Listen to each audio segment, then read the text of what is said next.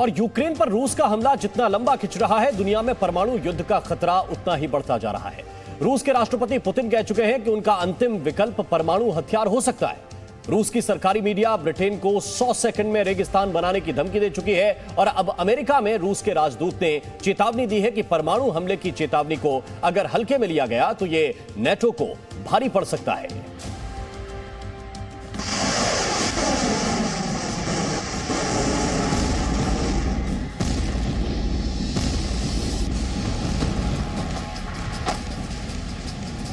रूस के सामान्य बमों और मिसाइलों की मार से यूक्रेन का इतना बुरा हाल हो चुका है।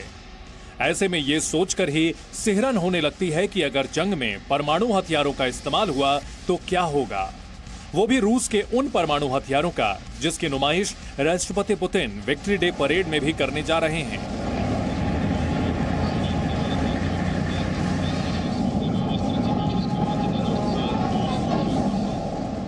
रूस का विक्ट्री डे दूसरे विश्व युद्ध से जुड़ा है, जिसका अंत जापान के हिरोशिमा और नागासाकी पर अमेरिका के परमाणु बम से हुआ था।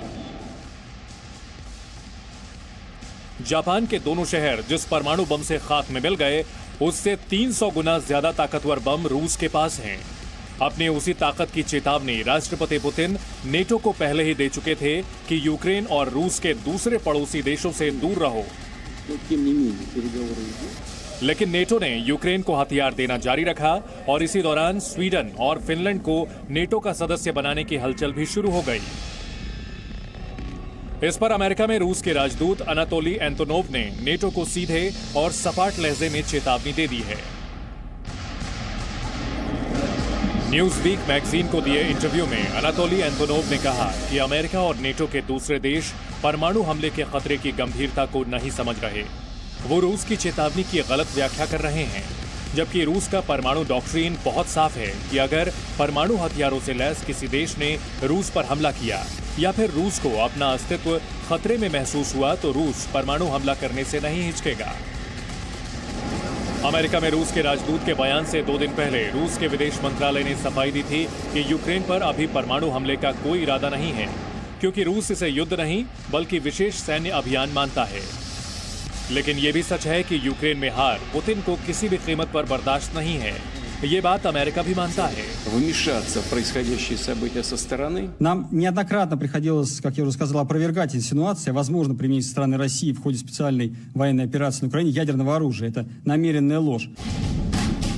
लेकिन ये भी सच है कि यूक्रेन में हार पुतिन को किसी भी कीमत पर बर्दाश्त नहीं है। ये बात अमेरिका भी मानता है।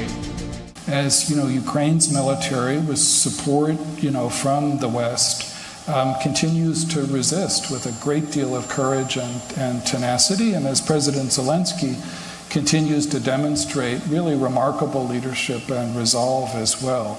But I don't think this means that Putin is deterred at this point, because he staked so much on the choice that he made to launch this invasion. That I think he's convinced right now that doubling down still will enable him to make progress. Presenting B News app, available on Google Play and App Store. Download it now.